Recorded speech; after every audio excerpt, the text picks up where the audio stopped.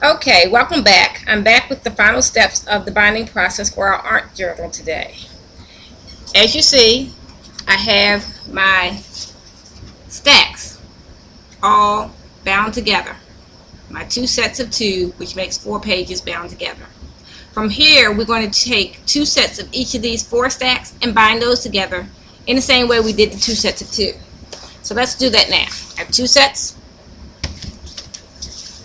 of my bound together 4 pages. And we're going to take these 2 sets and also bind them together this way, as if it was a 3-hole punch piece of paper. And you do that with all your stacks of 4. So we'll do that now.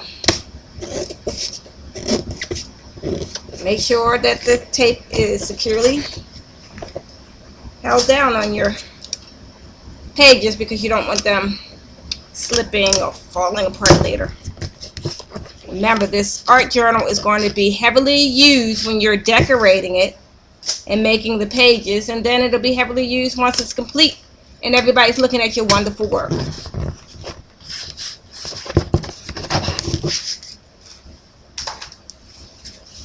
So I have my next set of 2 stacks of 4, and I will bind those together in the same way, and we'll continue the process until we have all our sets of 4 bound to each other.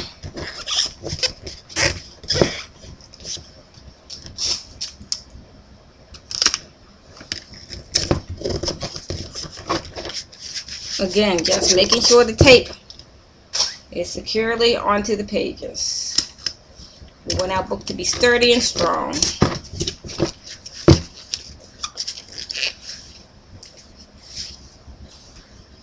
And my last set of 2.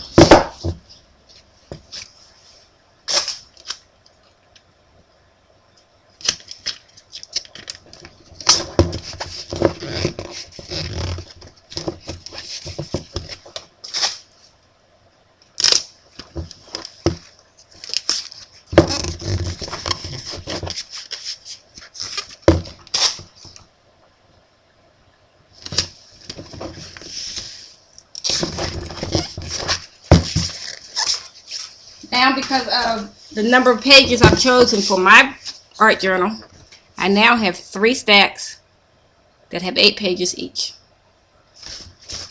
With these 3 stacks, I'm going to take 2 of the stacks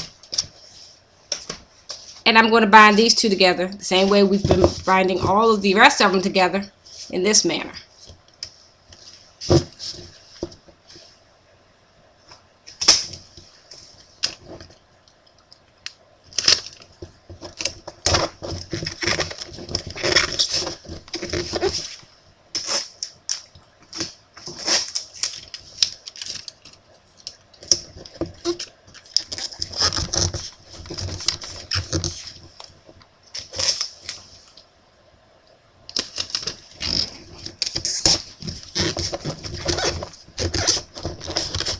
Because I had 3 stacks, I don't have a second stack to bind to this. So guess what I'm going to do? I'm going to take this stack, my set of 8, and bind it together with this large stack of all the rest of the pages that I just created.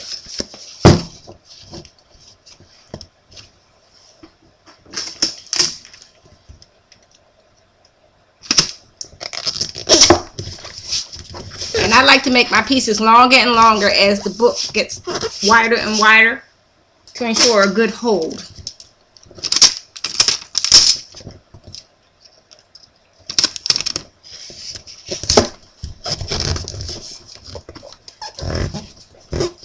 Again, just making sure the tape is laid down nice and flat and securely to your pages.